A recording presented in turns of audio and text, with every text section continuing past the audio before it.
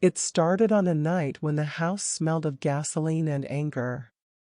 The clock had just passed 10 and the world outside was quiet except for the low hum of the old refrigerator and the faint sound of my son's sniffles from the next room.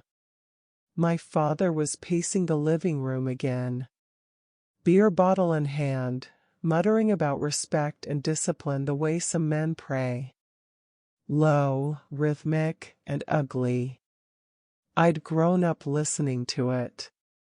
The sound of his temper tightening before it struck. But now it wasn't just my skin that burned from his words. It was my son's. I was washing dishes when I heard it. The crack followed by a choked sob. The kind of sound that tears your body in half before your mind catches up. I dropped the glass in my hand and ran. My son was on the floor beside the coffee table, one hand shielding his face, the other clutching the small toy truck he always kept near. My father towered above him, belt still dangling from his hand. "What did you do?" I screamed, rushing toward them. He turned slowly, his eyes cold, unfazed. "He lied," he said. "And in this house, liars get corrected." "He's 7, I shouted. "He's a child." Dad stepped forward, his breath heavy with alcohol. "And you? You're a disgrace. You should thank me for trying to fix what you clearly failed to raise." My mother was sitting on the couch, arms crossed, a bowl of fruit in her lap like this was a movie she'd seen before. Her expression never changed. "Say something," I yelled at her. "You're just going to sit there." She peeled an orange and said quietly, "You were worse at his age." Something inside me broke then. The kind of break that doesn't heal cleanly, that leaves edges sharp enough to cut. I pulled my son up into my arms. His face was red, eyes swollen, lip trembling. "It's okay," I whispered. "It's okay, baby." Dad snorted. "Don't baby him. That's why he's soft." And then I screamed. I don't even remember what words came out, only that they weren't enough. Rage poured out of me like blood from an open wound. I screamed that he was a monster, that I hated him, that I wished I'd never been his daughter. I screamed until my throat burned, until my voice broke. He didn't yell back. He just stared. Then, in that terrifying calm of his, he set the belt on the table and walked toward the garage. "Stay right there," he said. My stomach turned. "What are you doing?" But he didn't answer. The garage door creaked open and for a moment only silence filled the space. Then came the metallic clatter of tools. Mom kept peeling her orange. "Mom," I said, clutching my son tighter. "What is he doing?" She didn't look up.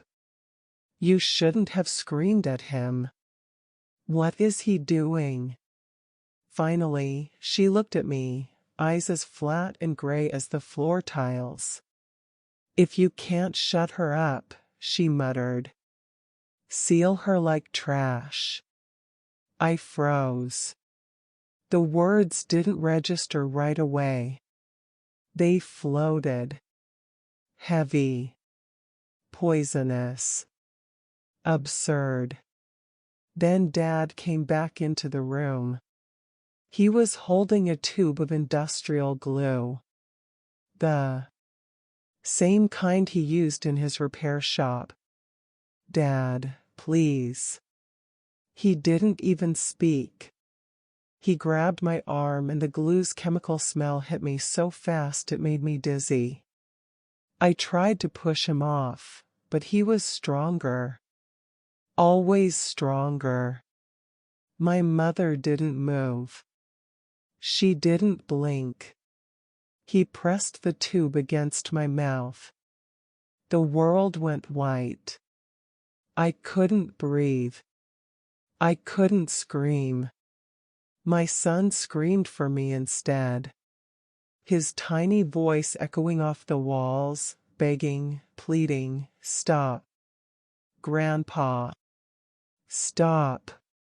My father finally let go. My lips burned, stuck together by a thick, searing seal. The glue hardened fast. I fell to my knees, gasping through my nose, shaking. Mom sighed. "You shouldn't have provoked him," she said. "He hates loud women." My son was trembling beside me. I tried to say his name. Tried to tell him it was going to be okay, but all that came out was a muffled whimper. Dad wiped his hands on a towel, calm as ever. "Now she'll learn," he said. "Some mouths aren't worth opening." And then, like nothing had happened, he turned off the living room light. I sat there in the dark, the glue drying against my lips, my son clutching my arms so tightly. I could feel his heartbeat through his fingertips. That night, I didn't sleep. Every breath felt like fire. Every sound felt like betrayal. My son lay beside me, still crying in his sleep, and in the silence between his sobs, I made myself a promise, one that would take everything I had left to keep. I wouldn't scream again, not until it was them who couldn't. The next morning, the sun came in like an accusation, too bright, too indifferent. I stood in front of the mirror in the bathroom, peeling the hardened glue from my lips and strips that tore skin and left raw patches. Every movement stung, but I didn't flinch. I wouldn't give him the satisfaction. My voice came back in hoarse whispers. I didn't speak to him, not to her either. I served breakfast like a ghost, silent, moving through the kitchen like I didn't exist. Dad barely looked at me.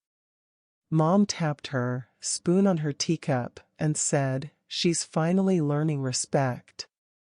My son sat quietly at the table, his eyes darting between us like a child at war. He was afraid to chew too loud. After they left for church without inviting me, of course, I began my ritual. While the house was empty, I started documenting, not just the bruises on my son's shoulder or the split lip I'd hidden for years. I photographed the glue tube still, carelessly tossed in the garage corner. I took a picture of the belt, the dented coffee table, the corner where my son always curled up when he sensed violence brewing. But I wasn't building a case for police. I was building memory.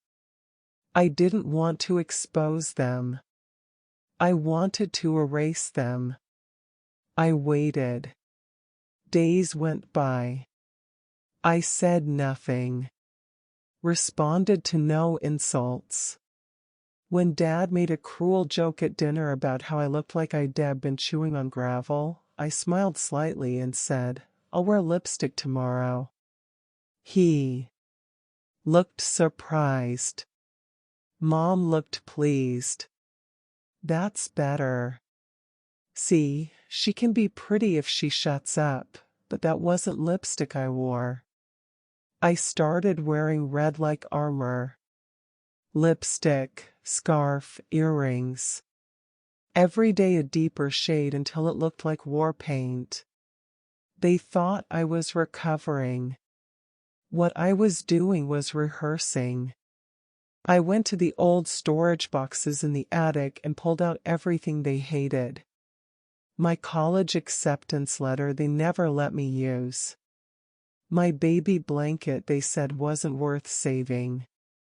My childhood journals they once threatened to burn. I laid them out on my bed like a crime scene and remember who I was. I began teaching my son how to pack small. If we ever need to go somewhere fast. I told him, you grab this bag. Okay. He nodded, trusting me without questions. He didn't need to know the plan. He just needed to know that someday we wouldn't be here. The final trigger came one evening when my son cried quietly in the bathroom. Dad had yelled at him for spilling a glass of milk. Called him weak. Said, "Your mother made you soft like her." I didn't yell. I didn't scream. I tucked my son into bed that night and waited until their bedroom door closed. Then I crept into the garage, pulled the old camping cooler from the shelf, and opened the false bottom I built years ago. Inside was a collection of things I'd hidden like relics, emergency cash, a flip phone with no contacts, my son's birth certificate, a spare key to the neighbor's shed, and a half-used prepaid card I'd found in Mom's purse after she threw it away. I didn't sleep. I lay beside my son and memorized his breathing pattern. I whispered his name like a prayer. The next day, I told my parents I was taking my son to a library program for kids. Mom waved me off without looking up from her nails. Dad muttered, "Make sure he learns something useful for once." They didn't even ask when we'd be back. That's how little I mattered. That's how little he mattered. We walked past the library and kept walking, past the town limits, past the bus stop, past the silence that used to bind me.